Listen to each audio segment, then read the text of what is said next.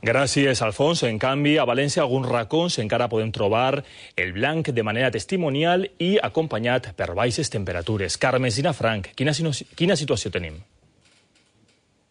Així és, a les províncies de València i Alacant la neu s'ha deixat veure a partir dels 950 metres d'altitud, però només ha quallat a les zones més altes, com per exemple esta on nosaltres ens trobem, a la Mola de Santa Caterina, en la comarca dels Serrans. Així, la neu continua enfarinant bona part del terreny, sobretot de les cotes més altes i més pròximes a l'observatori astronòmic que trobem així, i també continua havent neu a la part més alta de la serra de Javalambre, que és el que vostès poden veure al fons d'esta imatge que els estem oferint. Però avui la protagonista deixa de ser la neu per a donar pas a les baixes temperatures, al fred. Així, durant la nit s'han registrat 3 graus per davall de zero. Això són 6 graus de diferència respecte a fa només 2 dies. I a més, les màximes també es quedaran per davall dels 10 graus, un fred que a més s'agreuja degut a este vent gèlid de mestral que bufa avui així, que arriba als 45 quilòmetres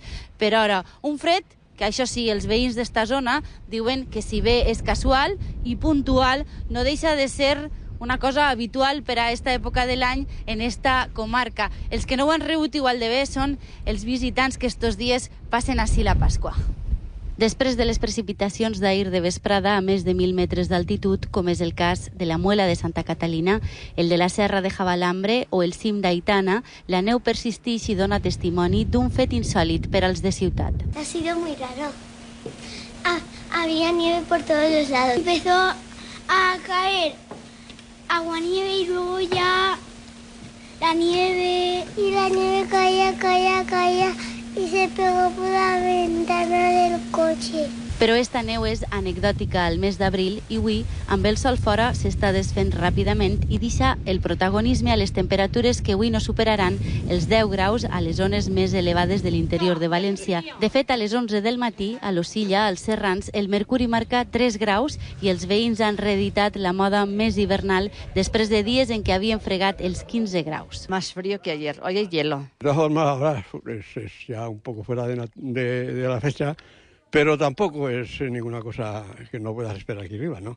El mestral arriba als 45 km per hora i la mínima esta nit ha caigut fins als 3 graus negatius, uns valors que ja no interessen al camp.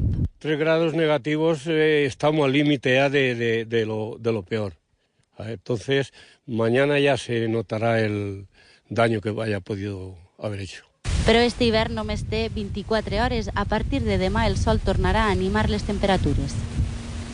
Ahir, a partir dels 950 metres, la comarca dels Serrans es torna blanca i este matí, a 1.300 metres d'altitud, a la Muela de Santa Catalina, encara quedava constància d'este hivern express, però avui el paper protagonista el tenen els termòmetres. Más frío que ayer, hoy hay hielo. Es ya un poco fuera de la fecha, pero tampoco es ninguna cosa que no puedas esperar aquí arriba, ¿no? Más frío que ayer, hoy hay hielo. Es ya un poco fuera de la fecha, però tampoco es ninguna cosa que no puedas esperar aquí arriba, ¿no? Així, a l'Osilla han passat la nit a 3 graus per davall de zero i les màximes no han pujat més enllà dels 5.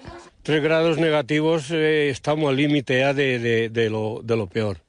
Entonces, mañana ya se notará el daño que haya podido haber hecho.